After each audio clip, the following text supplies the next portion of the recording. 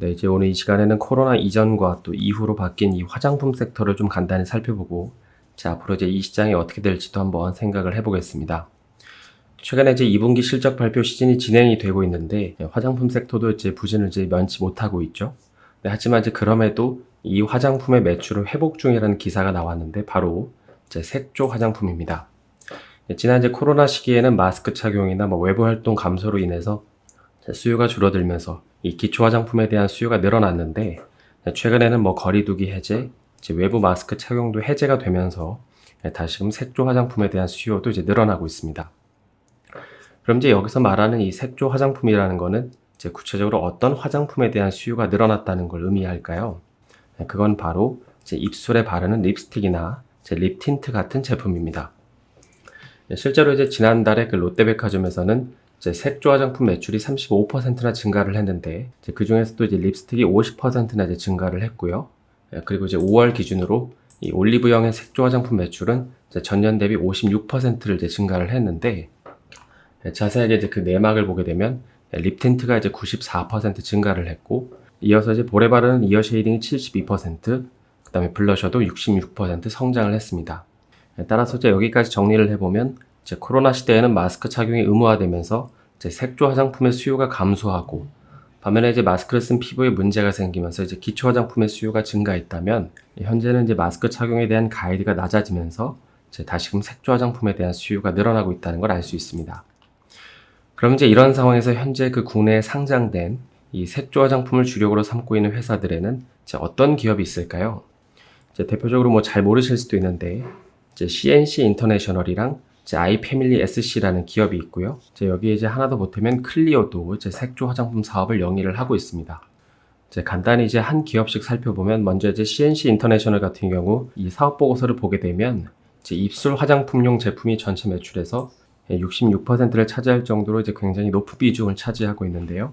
이제 내수와 수출 비중을 보게 되면 이제 수출이 조금 더 높긴 하지만 이제 거의 비슷하다고 볼 수 있습니다. 특히 이제 조금 더 내려가지고 보게 되면 이제 북미 비중이 좀 높은 걸로 나와 있는데요. 이제 이는 유럽이랑 아시아를 합한 수치만큼 이제 북미로 수출하는 물량이 많다는 것도 알 수 있습니다. 특히 이제 이 북미 지역이 특히 더 비중이 높은 이유는 이제 이 기사에서도 잘 설명이 되어 있지만, 지난해 이제 4분기 입생 로랑에다가 이제 공급을 하면서 이제 주문량이 급증을 하고 있기 때문이죠. 다음으로 이제 아이패밀리 SC를 살펴보면 이제 립 틴트 비중이 45%로 이제 압도적으로 높고요. 이제 그 다음으로 이제 아이섀도우인데 한 33% 정도 차지하는 걸 볼 수 있습니다. 특히 이제 여러 제품 중에 이 롬앤이라는 제품이 인기를 얻고 있는데, 이제 제가 남자라서 이게 얼마나 좋은 제품인지는 잘 모르겠지만은, 올해 초 이제 이 제품 같은 경우에는 중국에 500여 점에 이제 입점을 했고, 지난달에는 이제 일본 뷰티 어워즈 1위에 이제 선정이 됐고, 그리고 이제 며칠 전에는 신라나 이제 현대 면세점에도 진출까지 한 상황입니다. 그래서 이제 이게 얼마나 대단하길래 이렇게 인기가 있는지를 한번 찾아보니까 세 군데 이제 비슷비슷한 것 같은데, 이제 무엇보다도 이제 가격이 저렴해서 좀 젊은 층들이 사용하기에 좀 좋을 것 같긴 합니다. 그럼 이제 이런 식으로 한국 시장에서는 다시금 색조 화장품 시장이 회복이 되고 있다는 건 알겠는데, 이제 다른 나라들은 좀 어떨까요? 먼저 이제 일본 같은 경우에는 최근에 이제 전문 유튜버들도 이제 한국 제품을 사용해서 이제 후기를 올릴 정도라고 하죠.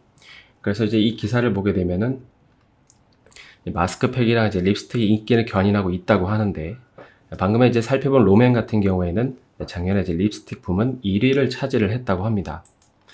그럼 이제 현재 이런 상황에서 이들 기업들의 주가는 좀 어떨까요?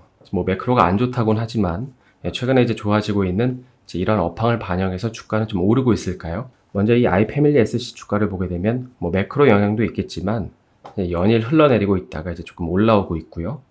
반면에 이제 CNC 인터내셔널 역시도 이제 연일 하락했다가 일부 반등을 하는 걸 볼 수 있습니다.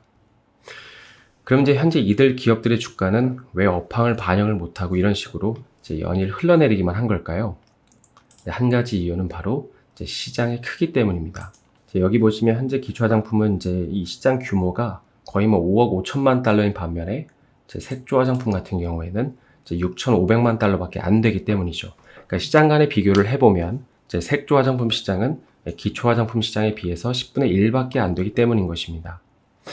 그런데 이제 한편으로 곰곰이 또 생각을 해보면 이제 100번 양보해서 전체 시장 규모가 작다고 좋은 성과를 내고 있는 기업의 주가가 안 오른다는 것은 좀 말이 안 되지 않나 싶은데, 특히 이제 아이패밀리 SC 같은 경우에는 현재 올리브영 판매 순위를 보게 되면 전체 4위에 랭크되어 있지만, 이제 틴트만 놓고 보면 최상위권에 포진되어 있고, 그다음에 올리브영 매장 역시도 이제 다시금 확대를 하겠다고 하고, 또 이제 최근 환율 상승도 보면 이제 수출 비중도 높기 때문에 이제 다른 기업들보다 조금 더 좋은 실적을 기대해 볼 수 있기 때문입니다. 그럼 이제 도대체 왜 이런 상황에서도 현재 주가는 이제 이런 식으로 지지부진한 걸까요? 아마 개인적으로는 최근 이제 다시금 확산되고 있는 이 코로나 때문이지 않을까 싶긴 한데, 현재 이제 한국 같은 경우에는 이제 4차 백신 접종에 대한 얘기가 나오고 있는 상황에서 다시금 이제 코로나가 확산되고 이제 야외 활동에 제약이 생기고 또 마스크를 이제 완전 착용하지 않은 시점이 길어지기 때문에 이제 현재 실적이나 매출은 좀 일시적으로 보고 있는 게 아닐까 싶긴 합니다.